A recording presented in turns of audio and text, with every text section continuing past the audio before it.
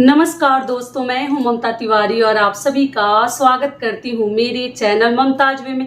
कैसे हैं आप सब? तो ये बताने के लिए कमेंट बॉक्स में हर हर महादेव हमेशा की तरह जरूर लिखें। तो चलिए दोस्तों, आज हम इस वीडियो में जानेंगे हरितालिका तीज। हरितालिका तीज से संबंधित बहुत सारी महत्वपूर्ण बातें, हमें व्रत कैसे रखनी है, व्रत रखने से पहले कौन कौन से कार्य कर लेने हैं, सरगी का शुभ मुहूर्त क्या है। लोग पूछे हैं दीदी पूजा का शुभ मुहूर्त बताइएगा, पारण का शुभ मुहूर्त बताइएगा, तो हर चीज मैं आपके साथ शेयर करूंगी। ध्यान से वीडियो को सुन लीजिएगा, कौन कौन से कार्य करके हमें व्रत रखनी है। तो सभी महत्वपूर्ण बातें आज हम इस वीडियो में जानेंगे, तो आप लोग बने रहिए मेरे साथ मेरे चैनल पर। अगर आपको मेरा वीडियो पसंद आता है तो प्लीज आप मेरे चैनल को सब्सक्राइब कर दीजिएगा, बेल आइकन को प्रेस कर दीजिएगा, जिससे कि मेरे वीडियो के नए नोटिफिकेशन आप सभी के पास सबसे पहले पहुंचे। तो चलिए शुरू करते हैं और सभी महत्वपूर्ण बातें जान लेते हैं। तो सबसे पहले आपको बता दूं कि हरितालिका तीज का व्रत इस साल 2023 में भाद्रपद मास के शुक्ल पक्ष की तृतीया तिथि को ये व्रत रखा जाता है। तो इस साल 18 सितंबर को रखा जाएगा। दिन क्या है? सोमवार। तो सोमवार के दिन हम हरितालिका तीज का व्रत रखेंगे। ऐसे में बाकी आप लोग के लाभ के लिए 2-3 वीडियो डाल चुकी हूँ, आप मेरे चैनल पे चेकआउट कीजिएगा। गर्भवती महिलाओं के लिए या जो आप लोगों का क्वेश्चन आंसर वीडियो था, हर चीज में डाल चुकी हूँ, आप लोग चेकआउट कीजिएगा। और सबसे बड़ा आप लोग का सवाल है और दुविधा मन में चल रहा है महिलाओं के, लड़कियों के, कि दीदी इस साल नया व्रत क्यों नहीं उठा सकते, हमारी नई नई शादी हुई है तो हमें बहुत शौक था व्रत उठाने का। तो देखिए, आपको आपका शौक है, एक्साइटमेंट रहता है पहली बार उठाने में, और पहली बार का कुछ अलग ही नियम विधि है, कोरा साड़ी का भी नियम रहता है। पहले आपको बता दूं कि जिस साल मलमास लगता है उस साल हमें नया व्रत, और उसमें भी सुहाग वाले व्रत, जो वार्षिक व्रत है, हमें नहीं उठानी चाहिए। आप अपने घर के बड़े बुजुर्गों से एक बार पूछ लीजिए, अगर वो राय देते हैं तो आप लोग उठा लीजिएगा, लेकिन हम लोगों के तरफ ऐसा नियम नहीं है। जिस साल मलमास लगता है, इस मलमास के महीने मतलब साल में हम लोग कोई भी नया व्रत नहीं उठाते हैं। किसी भी प्रकार का नया कार्य मतलब नया व्रत, सबसे मेन चीज होता है नया व्रत हम लोग नहीं उठाते हैं, बाकी सब कार्य लोग कर सकते हैं।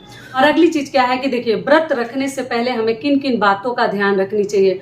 तो व्रत के एक दिन पहले नहाए खाए होता है, और इसमें नहाए खाए किया जाता है अच्छे से साफ सुथरा होकर, मतलब बाल वगैरह धोकर। तो संडे को आप लोग रविवार के दिन, सोमवार को व्रत रखनी है, रविवार के दिन अच्छे से नहा धो के आप लोग तैयार हो जाइएगा।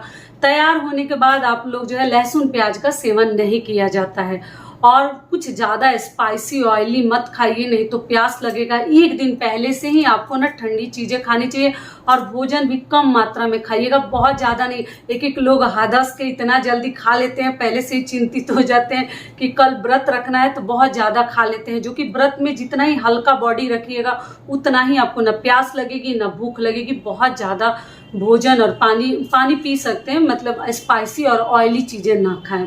एक दिन पहले से ही ध्यान रखें। चावल वगैरह थोड़ा सा खा सकते हैं बढ़ा के, क्योंकि चावल खाने से ऐसा माना जाता है कि प्यास कम लगती है, रोटी खाने से लगता है मतलब प्यास लग जाती है। और अगला महत्वपूर्ण कार्य क्या करना है कि आप जो है रात्रि में भी भोजन वगैरह कर लीजिए, कुछ भोजन ढक दीजिए। ऐसे तो प्रतिदिन हमें ढकनी चाहिए, और ढककर अच्छे से तैयार होकर आप लोग जो है रात में ही ब्रश कर लीजिएगा, हो सके तो कर लीजिएगा। अगर नहीं कर पाते हैं तो सुबह सरगई हमें खाना बहुत अधिक जरूरी है। आप लोग पूछे हैं कि दीदी सरगई हम नहीं खाए थे, मतलब पिछले साल या कभी नहीं खाए हैं, तो क्या इस साल खा सकते हैं? छोटा बच्चा है, दूध पिलाना पड़ता है ऐसे वैसे, तो जी आप खा सकते हैं। सरगी खाने में कोई दिक्कत नहीं है।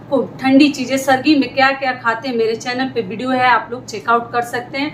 जितना हो सके ठंडी चीजों का सेवन आप लोग कीजिएगा। जूस, फल, नींबू पानी, अगर आप लोग, कई लोग नींबू नहीं पीते हैं कि खट्टा हम खाकर व्रत नहीं रखेंगे, तो आप लोग देख लीजिएगा, लेकिन नींबू पानी और चीनी का शरबत अगर आप लोग पी लेते हैं ना, पूरा दिन आपको प्यास नहीं लगती है। या ग्लूकोन-डी वगैरह पीकर हमें ये व्रत रखनी है, ठीक है। और केला से जो भी आपको खाना है खा लीजिए।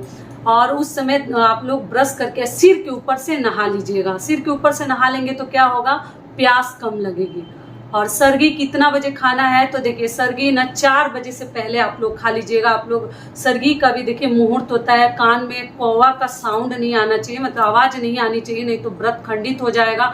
तो 4:30 से तो हमारा ब्रह्म मुहूर्त ही शुरू हो जाता है, सुबह होने लगता है। तो अब 4, 4:15 तक कितना भी लेट होता है आप लोग खा लीजिए, उसके आगे आपको नहीं खानी है।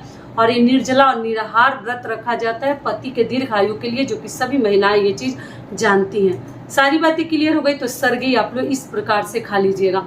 अब अगले दिन हम जो है व्रत रखेंगे। व्रत में भी आप अच्छे से सुबह ही तो सुबह ही हम तैयार ही हो जाते हैं, सिर के ऊपर से नहा लेते हैं, थोड़ा बहुत मंदिर में पूजा पाठ भी आप चाहिए तो सो जाते हैं। अगर मान लीजिए भोर में आप लोग तो उठकर भी पूजा पाठ कर लीजिएगा। व्रत का संकल्प हाथ में एक फूल लेकर और अक्षत हो तो थोड़ा सा लेकर और भगवान से प्रार्थना कर लीजिए।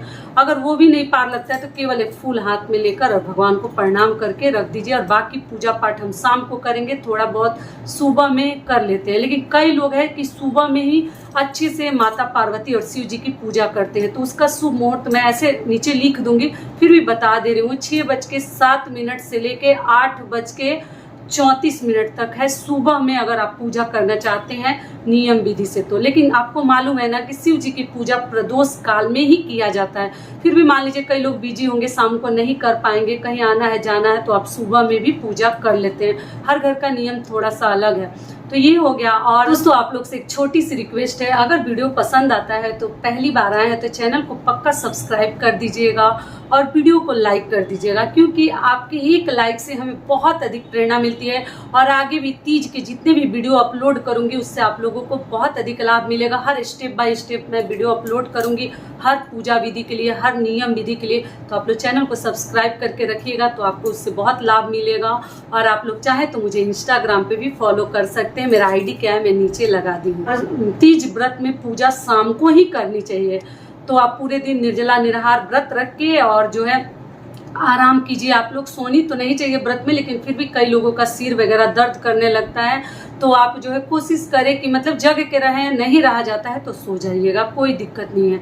और अगर जल के लिए और भोजन के लिए आप लोग बोल रहे थे दीदी छोटा बच्चा है प्रेगनेंसी में, इस प्रकार उस प्रकार कैसे करें क्या करें, तो देखिए ऐसे तो वीडियो बहुत डिटेल में समझा के डाल चुकी हूँ, फिर भी इसमें बता दे रही हूँ कि हिम्मत रखिए। हर लड़कियां माँ बनती है, हर आदमी प्रेग्नेंट होता है, सभी के साथ ही ऐसा गुजरा है। अगर हिम्मत रखेंगे ना तो शिव जी बेड़ा पार करा देंगे आपका। माता पार्वती का आशीर्वाद रहेगा तो आपको भूख प्यास नहीं लगेगी। और बहुत ज़्यादा लग जाती है तो क्या कीजिएगा कि शाम को थोड़ा जल्द ही पूजा पाठ करके आप लोग जल ग्रहण कर लीजिएगा और फल फलहार खा लीजिएगा। ऐसे तो नहीं खानी चाहिए, कथा जब आप पढ़िएगा तो आपको खाने और पीने का दिल नहीं करता है। फिर भी मान लीजिए सबका अपना अपना शरीर है, आप लोग देख लीजिएगा। अगर नहीं रख पाती हैं तो आप लोग पति से भी ये व्रत रखवा दीजिएगा, लेकिन बीच में छोड़े ना, क्योंकि ये सब सुहाग वाले व्रत है, नहीं छूटे तो ज़्यादा बेहतर है। छोड़ के फिर उठाना ठीक नहीं रहता, तो कोशिश कीजिएगा जैसे भी पति रख लेते हैं उनको कह दीजिएगा कि रख लेंगे। और उसके बाद से मैं बता चुकी हूँ कि अगर प्यास लग जाती है, बहुत ज़्यादा लग जाती है, जान तो नहीं देनी है हमें, तो आप जो है पशु बनकर थाली में जल रख लीजिएगा पानी, और हाथों को पीछे करके ऐसे झुक के आपको घुटना के बल पीनी है, ठीक है, तब दोष नहीं लगेगा। क्योंकि जब कथा में आप पढ़ेंगे ना तो पानी पीने से क्या होता है, मिठाई खाने से हम क्या बनते हैं, फल खाने से क्या बनते हैं, तो इसलिए डर लगता है, नहीं पीते हैं। फिर भी जाने दीजिए, भगवान सब माफ़ करेंगे। अगर बहुत ज़्यादा तबीयत खराब हो जाए तो आप लोग इस प्रकार से भी कर सकते हैं। ये हो गया। अब शाम को हमें क्या क्या करनी है, तो देखिए आप जो है शाम को आपको मन होते सिर के ऊपर से स्नान भी कर सकते हैं, शैम्पू साबुन ना लगाएं। व्रत के दिन ध्यान रखिएगा, एक दिन पहले संडे पड़ रहा है, आप लोग अच्छे से तैयार हो जाइएगा। और व्रत के दिन आप चाहे तो थोड़ा बहुत स्नान, मतलब शाम को एक बार और स्नान कर लीजिएगा, दातुन मुख में डालिएगा, ठीक है, दातुन ही करते हैं, ब्रश वगैरह मत कीजिएगा। जिनको नहीं मिलेगा वो नया ब्रश कर लेंगे। मैं तो कहूँगी पेस्ट भी मत लगाइएगा, ऐसे ही थोड़ा बहुत नियम कर लीजिएगा। न्यू टंग क्लीनर रखिए तब इस्तेमाल कीजिएगा, या ब्रश से ही कैसे भी मतलब कर लीजिएगा। आप कैसे समझाऊँ, ठीक है, वैसे कर लीजिएगा, थोड़ा गंदा ही रहेगा तो क्या करेंगे। तो ये हो गया, पेस्ट वगैरह भी मुंह में ना डाले, पता नहीं क्या क्या चीज़ों से बनता है, मालूम भी नहीं है। तो ये हो गया। अगली चीज़ क्या करनी है कि शाम को आप अच्छे से एकदम 16 श्रृंगार कर लीजिएगा, और करने के बाद अगर अपना सिंदूरा रखिए, सिंहोरा रखिए, तो उसी से सिंदूर लगाइएगा। और शादी का जो चुनरी होता है, शादी जिससे होती है ओढ़ के, आप लोग को मालूम ही होगा, वो चुनरी आप लोग जो है ओढ़ लीजिएगा। और ओढ़कर हम स्थापित करके शिव जी की फोटो है तो भी, मूर्ति है तो भी, या आप जो है मिट्टी से भी शिव पार्वती बनाकर, गणेश जी की प्रतिमा बनाकर आप लोग पूजा कर सकते हैं, ठीक है। सुपारी से ऐसे पूजा विधि पिछले साल का मेरे वीडियो पे है चैनल पे, आप लोग चाहें तो चेकआउट कर सकते हैं। और नए साल का मैं देखूंगी, सब सही रहेगा तो जरूर वीडियो डालूंगी। ये भी क्लियर हो गया। उसके बाद से शाम को पैरों में महावर वगैरह सब लगा लीजिएगा, अच्छे से तैयार हो जाइएगा, 16 श्रृंगार कर लीजिएगा। और करने के बाद से आप शिव जी और माता पार्वती की पूजा कर लीजिएगा घर में। अगर जो लोग मंदिर जाते हैं वो थोड़ा बहुत भी कर लेंगे घर में, और जो मंदिर में जाकर विधि विधान से भी पूजा करके आ सकते हैं। कोशिश करें कि तीज व्रत में मंदिर जरूर जाइए।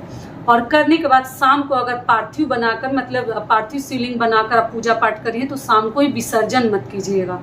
और फोटो मूर्ति से करती है तब तो कोई दिक्कत ही नहीं है, फिर भी उसको हटानी नहीं है, अगले दिन हटाइए। जिनको वहीं सोना है, एक ही रूम है, तो वो थोड़ा 2-4 घंटे रखने के बाद ही वहां से आप लोग हर चीज हटा सकते हैं। ये भी हो गया। शाम को पूजा का शुभ मुहूर्त बता दूं, प्रदोष काल का 6:23 से लेकर शाम को और 8:44 तक पूजा का शुभ मुहूर्त है। तो ऐसे मैं आगे और आप लोग को समझाऊंगी, लेकिन आप लोग बहुत दिनों से बोल रहे थे दीदी पूजा का शुभ मुहूर्त बताइए, पारण का शुभ मुहूर्त बताइए, तो इसलिए सोची कि इस वीडियो में पहले बता दूं। जिनको बहुत ज़्यादा जानने की ज़रूरत है वो सुन लेंगे कि सुबह का भी पूजा का शुभ मुहूर्त बता दी, शाम का भी बता दी। और उसके बाद पूजा पाठ करके रहा जाता है तो रह जाइए, नहीं रहा जाता है तो जल ग्रहण कर लीजिएगा, पति के हाथों से भी पी सकते हैं। ये भी हो गया। अगली चीज क्या है, पारण।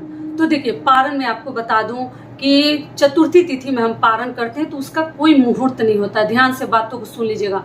सूर्य उदय के साथ 24 घंटे का ये व्रत रहता है, और सूर्य उदय जब होता है, सूर्य उदय के साथ ही हम पारण करते हैं, व्रत खोलते हैं दान वगैरह करके।